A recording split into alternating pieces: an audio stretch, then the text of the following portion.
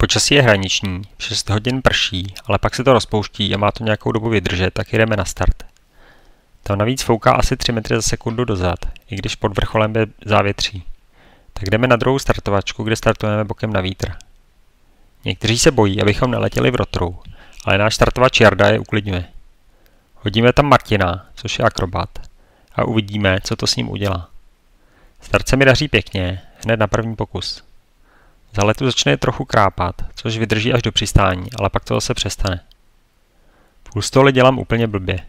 Zbytečně dlouho čekám před bodem přetažení, to ale ničemu nevadí. Po přetažení a střelení uší dozadu dám ruce nahoru, aby se uši nalily, to je správně. Ale pak se jednak přestanu koukat do křídla a jednak zabrzdím jen lehoučce, aby se neřeklo. To je to nejhorší, co můžu udělat.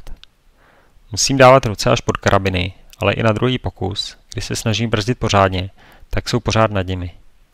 Teprve na třetí pokus se mi to jakž tak daří. Možná je můžu dát až zase zpátky pod zadek, na to se musím zeptat. Včera na teorii Schneiby říkal, že stačí pod karabiny, což opravdu stačilo. Ale špatně se mi to hledá.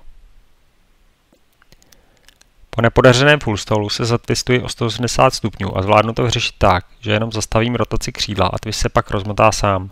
Ve skutečnosti jsem si myslel, že jsem zatvistovaný o 360 stupňů, točil jsem na druhou stranu a křídlo si to vyřešilo samo. To je asi nejdůležitější věc, co se tu učíme. Když máš něco s křídlem, tak ho nejdřív uveď do rovného letu, zkontroluj výšku a okolí a pak to teprve řeš. Když se nechá rozjet rotace, tak narostou síly a problémy se znásobí. Místo například neškodné kravatky máš najednou utahující se spirálu, ze které nejde vyjet. Druhá důležitá věc je, že když máš křídlo za sebou, tak ho nech letět a jenom když je 45 stupňů před tebou, tak ho razantně zabrzdi a jakmile se zastaví, tak zase povol. Oboje se mi snad dostává pod kůži. Při nějaké kravatce už nemám tendenci okamžitě řešit. Jakékoliv řešení rotaci ještě zhorší, ale soustředím se nejdřív na uklidnění křídla, pak řešení třeba negativkou, pak zase na rovný let a jen zabrzdím případný předstřel. Po nepovedeném wingouru nedal jsem vnější brzdu, takže mi to klaplo. Mi zůstala kravata. Už jsem byl nízko nad zemí a kus od přistání, takže na řešení negativkou, které je docela jednoduché a účinné, už nebyl prostor. Otočilo by mě to od přistávačky pryč.